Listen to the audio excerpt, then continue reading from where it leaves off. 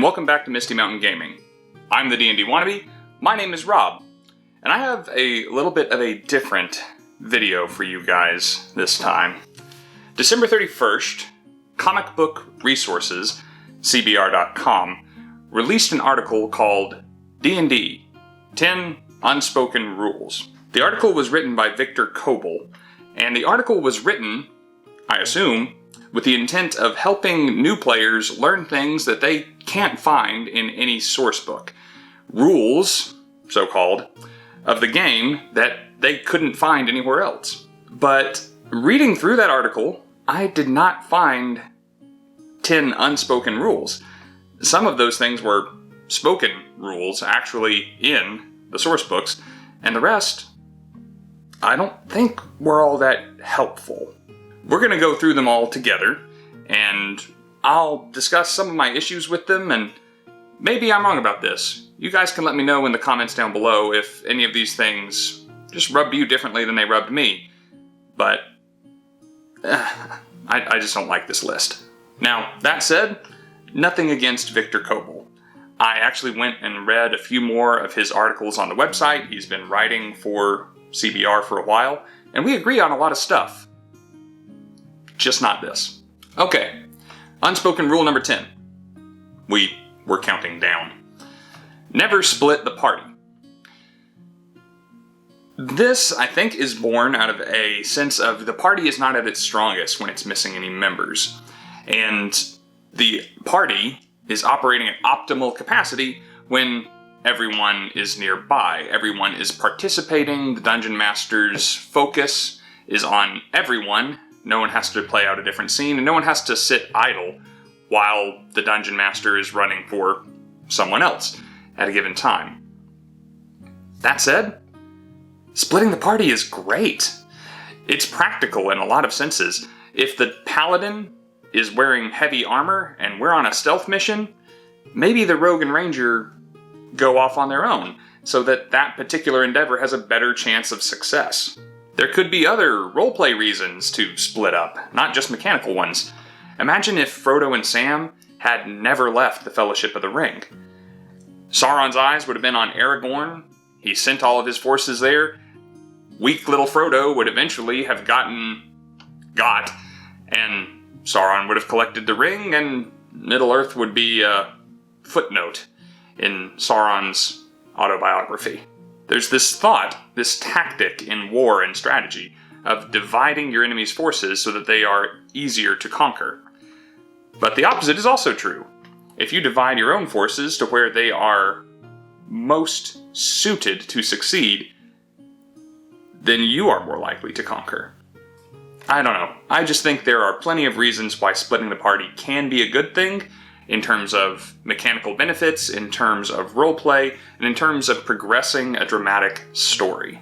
Never splitting the party may be the safest thing to do. But I came here to play D&D, not to play it safe. Number 9. Thieves belong up front. Thieves aren't really a thing in D&D 5e. They're a roguish archetype for the rogue class, and I don't think Victor's trying to be that specific here. I think we're referring to an older edition of D&D where the thief had special abilities that made them more adept at searching for traps and dangers in a dungeon scenario. Not a lot of D&D takes place in dungeons anymore. These days, D&D is as much about adventuring and discovering a broad world as doing a dungeon crawl. And of course, dungeons still exist, and dungeons are still fun, but you don't always need the thief up front checking for traps at every opportunity, every new tile, every turn in the hallway and the corridor. Again, this is in a sense of optimal play, where the Dungeon Master is your enemy and just trying to trick you, just trying to hurt you, and you want to protect your character. But that's not how I play. Is it how you play? I don't know. Besides, if you're playing with an actual thief, do you really want that guy running ahead? You might come across a treasure chest and go ahead and loot it, tell you guys, hey guys, I found this empty. I mean, if he really is a thief. Number 8. Anything said can and will be used against you. Against you is the 2 words that is left from that phrase. I'm actually going to read this paragraph to you. Dungeons & Dragons might be a fun game to play with a group since it's full of adventure and roleplay, but it's also extremely dangerous for the exact same reason. Even the most innocent jokes or commentary can and will be used against the party, especially by a diabolical dungeon master. Phrases such as, "at least it wasn't," or "it can't get any worse," are dangerous, suggesting a stronger monster, different combat, or nasty traps is just going to give the DM ideas and should be avoided as much as possible. Victor, who hurt you? Seriously, this is such an antagonistic piece of advice. It implies that the Dungeon Master is the enemy, that they are trying to beat you, and that you are giving them ammunition with which to do that by voicing your ideas. That is so toxic. That is not the relationship that the Dungeon Master and the players should have. It's pretty detrimental to the idea that we're all sitting around a table trying to have fun together. And trust me, if the Dungeon Master wanted your character hurt, wanted your character dead, we've got the tools to do it. We don't need your input. In fact, if you are starting to think about ways that you could have made a scenario, an encounter more interesting, more exciting, more dramatic, that's the sign that you should maybe be a dungeon master. That should be voiced. That should be fostered, not squelched, not punished. This point is kind of the thing that made me want to make a video about this at all, because this is just so counterintuitive. This is so contrary to the way that I think about D&D that this one got under my skin. That one got me a little bothered. I need coffee.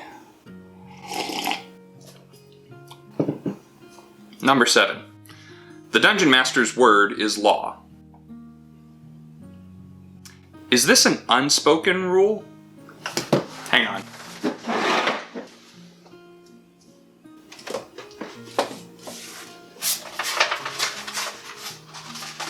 Okay, here we go. Second page of the introduction. Page 5, Dungeon Master's Guide. Core rulebook for the game. Master of Rules. As the player who creates the game world and the adventures that take place within it, the DM is the natural fit to take on the referee role. Page 4 of the Dungeon Master's Guide. Core Rulebook. 5th paragraph in the book. As the referee, the DM interprets the rules and decides when to abide by them and when to change them. So, in my book, this isn't an unspoken rule. This is a rule.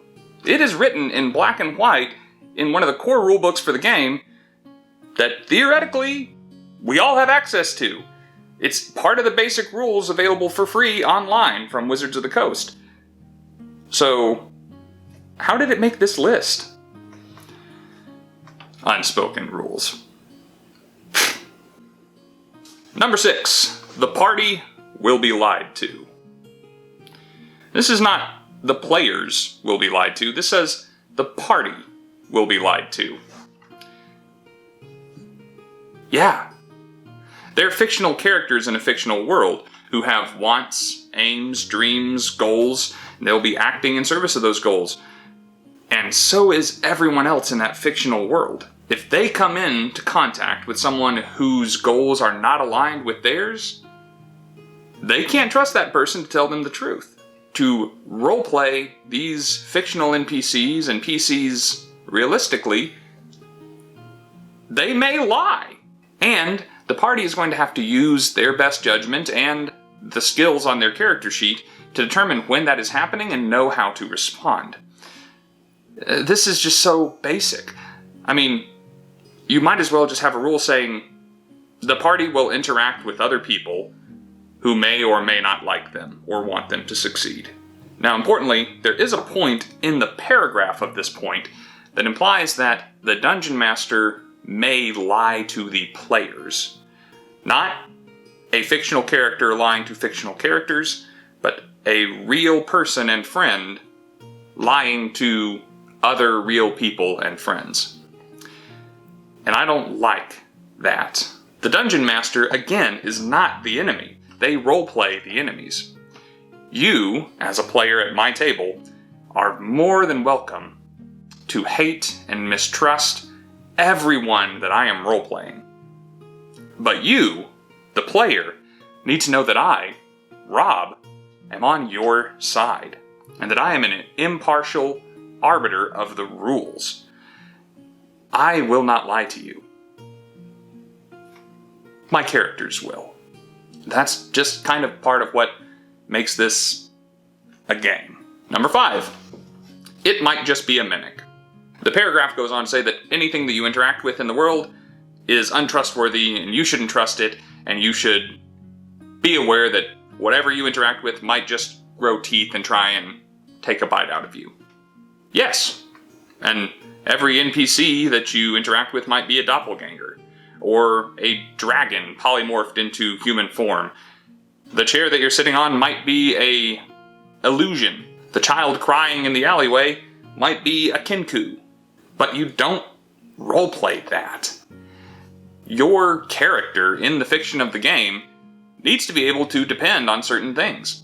Rob, me, needs to trust that this table is going to hold his coffee when he sits down at it. That this chair is going to support my weight. That this camera is recording after I've hit the button. It may not be, but I'm going to comport myself in a realistic way, trusting what my senses tell me. If you don't do that, it becomes very uninteresting very quickly. We could have hours of a roleplay session of us at a gala, at a social event. We could have a lot of fun there. We could spend hours roleplaying, meeting new people, unveiling different aspects of the plot, dancing, drinking, falling in love. But if you have to wait for every object that any character interacts with, the glass of champagne, the tray of hors d'oeuvres, the seat when our feet are tired from dancing, and test it for mimicness, first of all, we're not going to accomplish a lot during this session. And secondly, you're probably going to get kicked out of the party for stabbing the duvet. That's just not how even fictional characters should comport themselves. It's just silly. Number 4, expect the unexpected. Yeah. Can you imagine sitting down to any sort of game and being told, hey, expect the expected? If I came to any kind of game, be it a role-playing game, or Monopoly, Clue, Twilight Imperium, or Tic-Tac-Toe, knowing everything that was going to happen, I wouldn't come. That's not fun. Knowing the twists and turns before they happen, I'd just stay home. Of course, when you're playing a tabletop role-playing game with other characters around the table and a dungeon master, all of whom have different ideas for the story and are going to try and bring them to fruition, which may or may not align or conflict with the ideas that you have for this story, something crazy is going to happen. Expect the unexpected? I'll give you this. Maybe that is an unspoken aspect of the game. Is it a rule? No. Is it unspoken for a reason? Yes. This is perhaps the most obvious thing I have read all year. Rule number 3. Say it, or it doesn't happen. This can get really boring really quickly. If you have to say everything that your character does, we'll never get anything done. There are things that my characters, being real, biologically functional creatures, do that I don't want to roleplay out, that I don't want to specify that are getting done, much less every time it happens, much less for every member of the party. I feel like Victor Koebel has been hurt yet again. That at some point he didn't say something, and a dungeon master maliciously said, since you didn't say it, it didn't happen. And now your character is screwed. I think that Victor Koebel's relationship with this malicious dungeon master, this poor example of our kind, is where this list came from. And that's really too bad, because I want my players to have fun, and I want my players to succeed. I want the story to grow. And importantly, at the end of the session, I still want them to like me and want to come back and play again. If this was Victor's relationship with the hobby, I wonder why he kept playing. Coming to the end, number 2, the dice giveth and the dice taketh away. Yep, when you roll a 20-sided die, a number between 1 and 20 will be generated, and lower numbers are bad, high numbers are good, and you have a pretty fair shot at getting one or the other. Something good may happen, something bad may happen. That's why we roll dice. I made a whole video on this. Is this an unspoken rule? Does someone out there need to be told that rolling a die may make something good or bad happen? Second most obvious thing I've read all year. Number 1. Are you sure is code for rethink that last action. Okay, this is as close to an unspoken rule as we're going to come from this list. This is jargon. This is something that people who have played the game for an extended period of time just kind of have come to know. This is something that a player coming to the hobby for the first time will have no clue about. But because some of us are so soaked in D&D culture, we just have come to know that the Dungeon Master asking, "Are you sure?" means that there will be consequences for this action if it goes poorly. And in their mind, it's probably going to go poorly. And you should consider if you are sure you are willing to take that risk. I feel like this might have been the first rule that occurred to Victor Koebel, and then he struggled to come up with another 9 things to fill out a 10-point list, and then saved the one that he thought was the best for last. But even so, I don't care for it. A dungeon master asking, "Are you sure?" shouldn't be, "No, you should do something different," which is kind of what the paragraph below the point implies. "Are you sure?" should just mean that. Are you sure? Our characters are adventurers. They're going to take risks. They're going to do heroic things.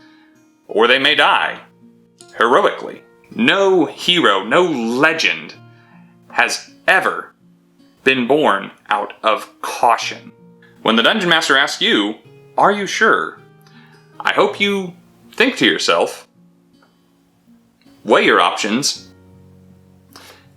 and then do the thing that your character would do, even if it's risky. And you should be sure about it. You should be certain that this is the course of action that your character would take in this given moment, in the heat of battle, and in this dramatic crescendo. Do the dramatic thing. Do the fun thing. Do the heroic thing. Be sure. Okay, that is the 10 unspoken rules of D&D as per Victor Koebel. As you can tell if you've made it this far in the video, I don't think they're unspoken, I don't think they're rules, and I don't even think they're good advice. If someone new is coming to the hobby, this is not the first experience I want them to have. This is not the first impression of the hobby. These would not be the first 10 things I would tell them that they're not going to find in any of those books behind me. I would rather tell them things that they are actually not going to find in those books, that prepare them to have a good time with the other people around the table, establish a trusting, positive relationship with their dungeon master, and make them successful in playing the game of D&D. To that end, my brother and I, over on our podcast, Bardic Twinspiration, have just released our 10 Unspoken Rules of D&D. Spoilers, they're nothing like this list. We talked about this over the course of a couple of weeks, and we came up with our own list of 10 things that we think newcomers to the hobby of Dungeons & Dragons should know. If you're interested in the contents of our 10 Unspoken Rules list, check out the link in the description below. Very different video from normal, guys. This hobby is very important to me, as I imagine it is to many of you. And when someone misrepresents it or steers people the wrong way, intentionally or unintentionally, I find it hard to stay silent. I want people to love this hobby as much as I do, and to come at it in as positive and accepting a way as possible, especially when it comes to the adversarial relationship with the Dungeon Master. I appreciate you indulging me. Friends and adventurers, until next time, farewell and Godspeed.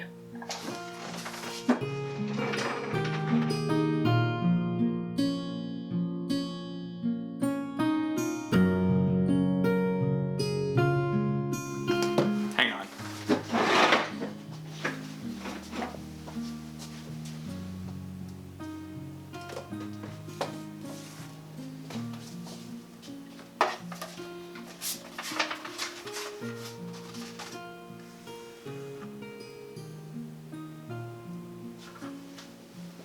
Okay, here we go.